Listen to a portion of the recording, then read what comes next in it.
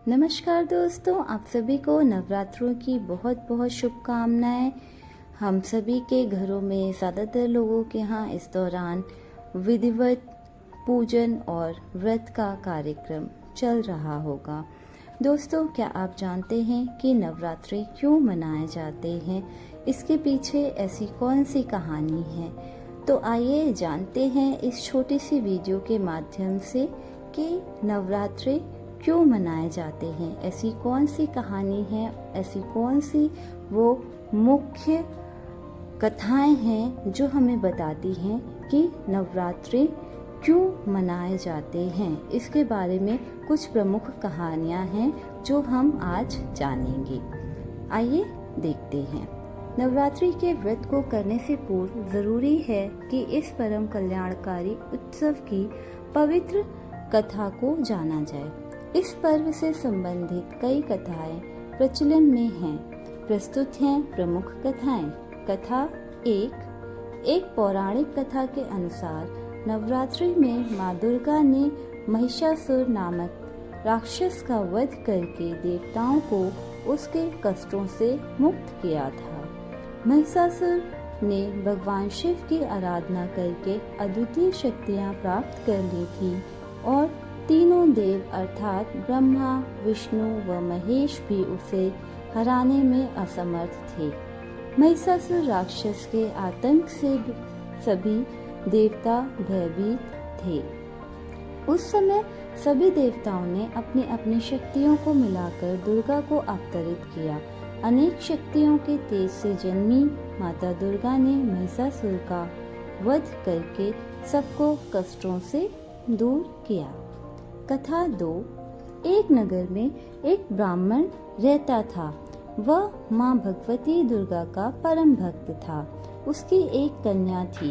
ब्राह्मण नियम पूर्वक प्रतिदिन दुर्गा की पूजा और यज्ञ किया करता था। सुमति अर्थात ब्राह्मण की बेटी भी प्रतिदिन इस पूजा में भाग लिया करती थी। एक दिन सुमति खेलने में व्यस्त होने के कारण भगवती पूजा में शामिल नहीं हो सकी। यह देख उसके पिता को क्रोध आ गया और क्रोधवश उसके पिता ने कहा कि वह उसका विवाह किसी दरिद्र और कोढ़ी से करेगा। पिता की बातें सुनकर बेटी को बड़ा दुख हुआ और उसने पिता के द्वारा क्रोध में कही गई बातों को सहर्ष स्वीकार कर लिया। कई बार प्रयास करने से भी भाग्य का लिखा नहीं बदलता है। अपनी बात के अनुसार उसके पिता ने अपनी कन्या का विवाह एक कोढ़ी के साथ कर दिया। सुमति अपने पति के साथ विवाह कर चली गई। उसके पति का घर न होने के कारण उसे वन में घास के आसन पर रात बड़े कष्ट में बितानी पड़ी। गरीब कन्या की यह दशा देखकर माता भगवती उसके द्वारा पिछले जन्म में की गई उसके पुण्य प्रभाव से प्रकट हुई और सुमति से बोली, हे कन्या, मैं तुम पर प्रसन्न हूँ। मैं तुम्हें कुछ देना चाहती हूँ। मांगो, क्या मांगती हो? इस पर सुमति ने उनसे पूछा कि आप मेरी किस बात पर प्रसन्न हैं? कन्या की यह बात सुनकर देवी कहने लगी, मैं तुम पर पूर्व जन्म के तुम्हारे पुण्य के प्रभाव से प्रसन्न हूँ। तुम पूर्व जन्म में भील की पतिव्रता स्त्री थी। एक दिन तुम्हारे पति भील द्वारा चोरी करने के कारण तुम दोनों को सिपाहियों ने पकड़कर जेलखाने में कैद कर दिया था। उन लोगों ने तुम्हें और तुम्हारे पति को भोजन भी नहीं दिया था। इस प्रकार नवरात्र के दिनों में तुमने ना तो कुछ खाया और ना ही जल पिया। इसलिए 9 दिन तक नवरात्र व्रत का फल तुम्हें प्राप्त हुआ।